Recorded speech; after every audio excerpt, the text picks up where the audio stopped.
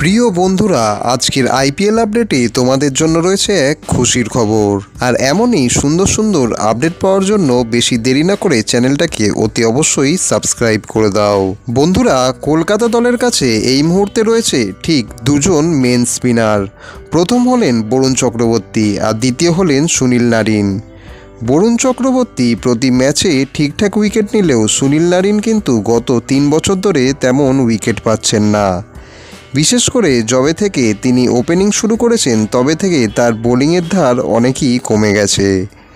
ব্যাটসম্যানরা আগে যেরকম সুনীল নারিনকে ভয়ে ভয়ে খেলতো, এখন কিন্তু তারা তাকে একদমই ভয় পায় না।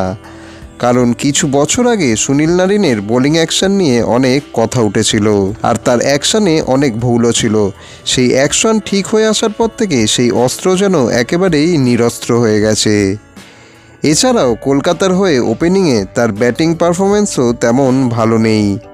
আইপিএল 2025-এ তিনি দলের হয়ে করেছেন মাত্র 246 রান, যার মধ্যে একটিও 50 তিনি করতে পারেননি। তার হাইয়েস্ট স্কোরই ছিল 44।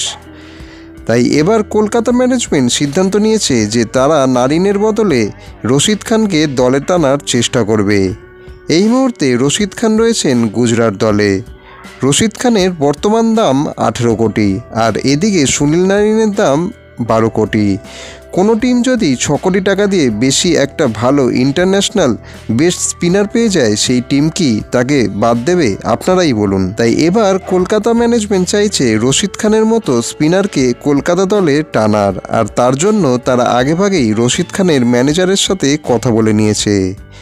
এবার দেখার বিষয় এটাই, কলকাতা ম্যানেজমেন্ট কি চায়, সুনীল নারিনকে দলে রাখতে নাকি রশিদ খানকে দলে টানতে। তো বন্ধুরা, আপনাদের কি মনে হয়, রশিদ খানকে কি কলকাতা দলে আনা উচিত? কমেন্টে অতি অবশ্যই আপনাদের গুরুত্বপূর্ণ মতামতটি জানান।